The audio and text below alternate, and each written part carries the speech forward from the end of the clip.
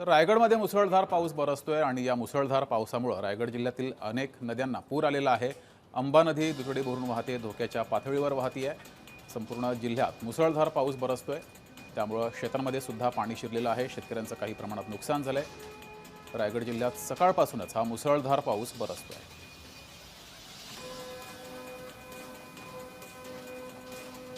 तर हे दृश्य आपण पाहतोय, रायगड जिल्ह्यात मुसळधार पाऊस बरसतोय, त्यामुळे रस्त्यावर पाणी साचलेलं आहे। सोबतच नदी नाले तुडुंब भरून वाहत आहेत। अंबा नदीला पूर आलाय। अंबा नदीनं धोक्याची पातळी ही ओलांडलेली आहे, त्यामुळे प्रशासनानं सतर्क राहावं असं आवाहन रायगडवासियांना केलं आहे।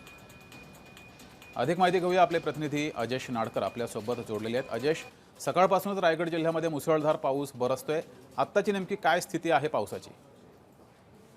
जगदीश, रात्रीपासून सुरू झालेला जोरदार पाऊस हा दुपारपर्यंत कायम होता। मात्र दुपारनंतर 2-3 तास पावसाने विश्रांती घेतली होती आणि त्यानंतर पुन्हा एकदा जो आहे तो आता मुसळधार पावसाने सुरुवात केलेली आहे। आज दिवसभर झालेल्या मुसळधार पावसामुळे अंबा नदीने जी आहे ती धोक्याची पातळी ओलांडली होती, तर कुंडलिका नदीने जी आहे ती इशारा पातळी ओलांडली होती आणि त्यामुळे नदी किनारी राहणाऱ्या जे ग्रामस्थ आहेत, नागरिक आहेत, त्यांना जे आहे ते स्थलांतर करण्याच्या सूचना ज्या आहेत त्या प्रशासनाकडून दिल्या होत्या। एकंदरीत रायगड जिल्ह्यात 28 धरणं आहेत, मात्र या जोरदार झालेल्या पावसामुळे 50% धरण जे आहे ते आता भरलेले आहेत। त्यामुळे शेतकरी आणि सर्वसामान्य नागरिक जे आहेत त्यांना दिलासा मोठा मिळालेला आहे। आंबेनळी घाटात 2 दिवसापूर्वी 2 दरडी पडण्याच्या घटना घडलेल्या होत्या। त्याचबरोबर ह्या दरडीचं सत्र जे आहे ते सातत्याने सुरू असल्याचं चित्र पाहायला मिळत आहे। वरंद घाटात देखील दरड पडलेली, काही वेळ जो आहे तो हा रस्ता बंद करण्यात आला होता आणि रायगड जिल्ह्याला आज जगदीश 2 दिवस जो आहे